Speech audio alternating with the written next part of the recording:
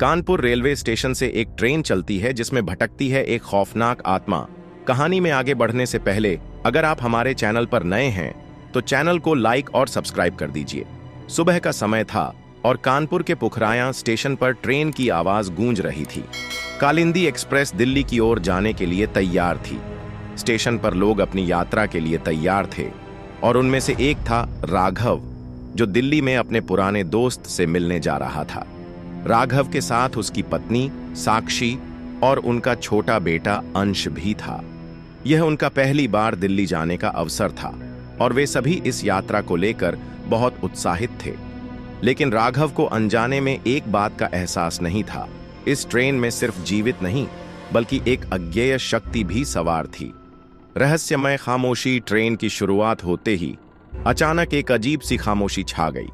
Station से बाहर निकलते हुए राघव और उसकी पत्नी साक्षी को महसूस हुआ कि ट्रेन की गति धीमी हो गई है, जैसे कोई अदृश्य ताकत उसे रोकने की कोशिश कर रही हो। चारों ओर जंगल और वीरान इलाके थे। ट्रेन की खिड़कियों से बाहर देखते हुए राघव को एक पल के लिए कुछ अजीब सा दिखाई दिया। घने पेड़ों के बीच एक धुंधला सा चेहरा झलकता हुआ। क्या तुमने देखा? साक्षी ने कांपते हुए कहा। कुछ नहीं, बस तुम्हारा वहम है, राघव ने मुस्कुराते हुए जवाब दिया, लेकिन उसका दिल गहराई में डर से भर गया था। पटरी से उतरना जैसे ही कालिंदी एक्सप्रेस पुखराया स्टेशन से चली, राघव और उसका परिवार अपनी खिड़की से बाहर की खूबसूरत नजारों का आनंद ले रहे थे। अचानक ट्रेन का संतुलन बिगड़ने लगा।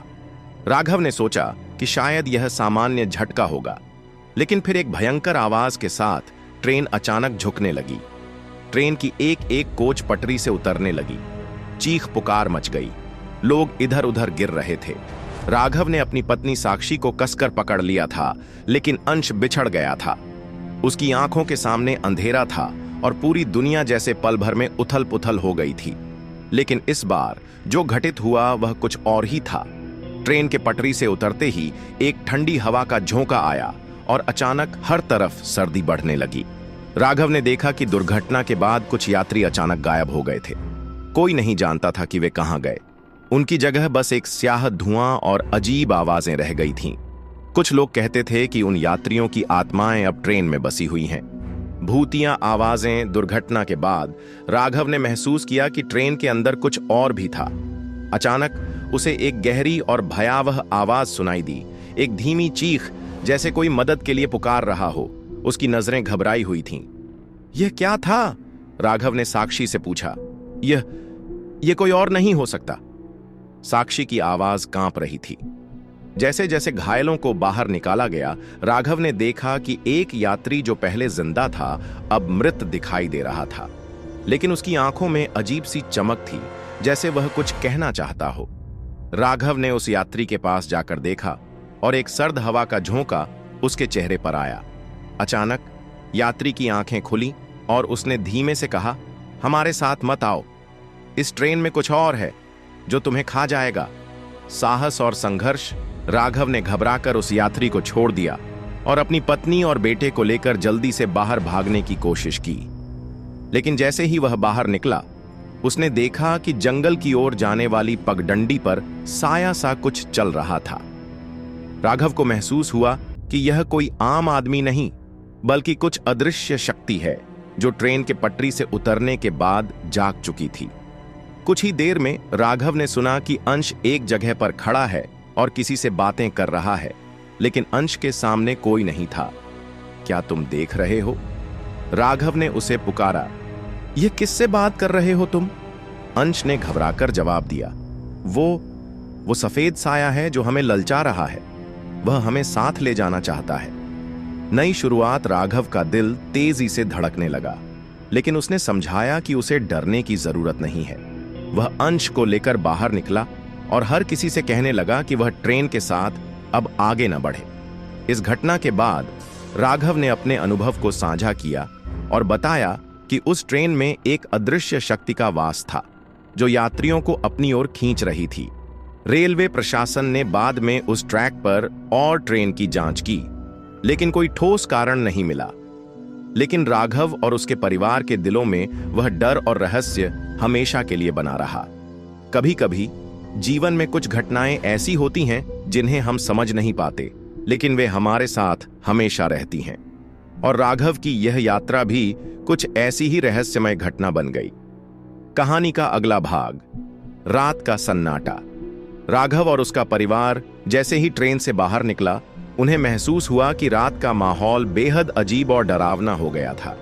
ट्रेन के पास खड़ा हुआ हर एक व्यक्ति चुप था, जैसे वे भी उस रहस्यमय ताकत को महसूस कर रहे हों।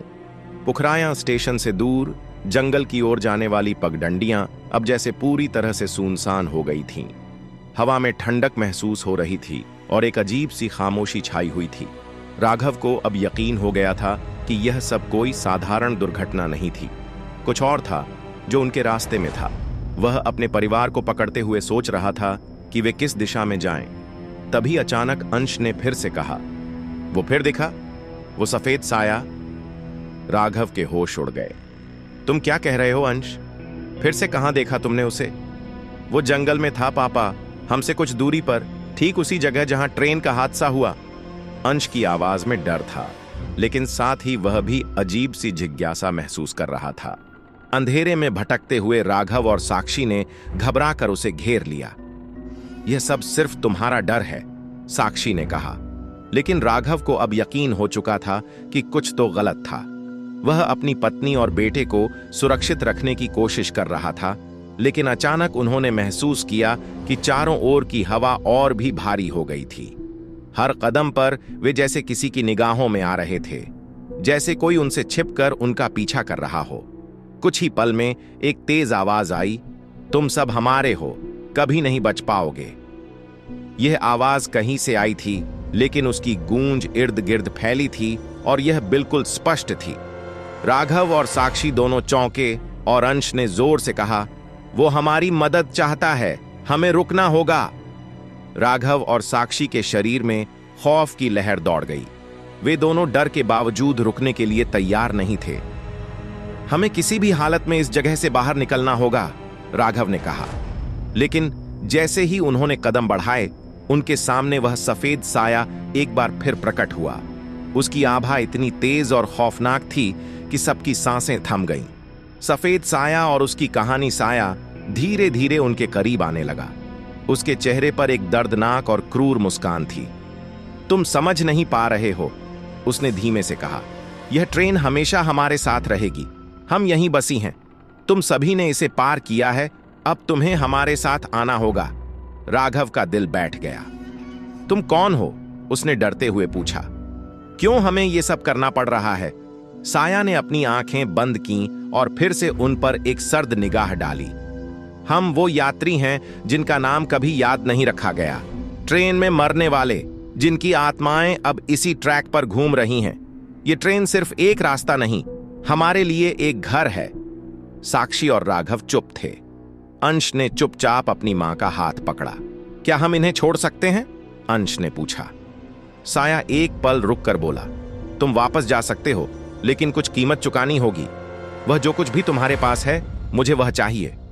भूतिया सौदा। राघव को अब समझ में आने लगा था कि यह कोई साधारण भूतिया प्रेत नहीं था। यह कोई ऐसी आत्मा थी जो अपने साथ कुछ और भी छीनने की ताकत रखती थी। लेकिन राघव ने अपनी आत्मविश्वास और साहस को जुटाते हुए कहा, हम तुम्हारी शर्तें नहीं मान सकते। हम जिंदा इंसान हैं और हमें अपनी जिंदगी जीने का हक है। साया ने अचानक अपने हाथों को हवा में लहराया और चारों ओर अंधेरा छा गया। तुमने हमें चुनौती दी है, तो अब भुगतोगे। साया का रूप और भी भयानक हो गया था। उसकी आंखों से काले धुएं की लकीरें निकलने लगीं। भागो! राघव ने चिल्लाते हुए कहा। यह हमारा सामना नहीं है, हमें इस जगह से निकलना होगा। अंतिम संघर्ष। राघव, साक्षी और अंश ने डरते हुए उस भूतिया साए से लड़ने की बजाय उसे हराने के लिए अपनी जान की बाजी लगाई। जैसे ही वे दौड़े, अचानक एक जोरदार धमाका हुआ और ट्रेन की वही टूटे हुए हिस्से एक बार फिर शैतानी आवाज के साथ उठ खड़े हुए। क्या वे बच पाएंगे? क्या वे उस रहस्यमय साए से निकल पाएंगे? यह कहानी अब एक ऐसे मोड़ पर आ गई थी जहां उनके सामने एक खौफनाक निर्णय था।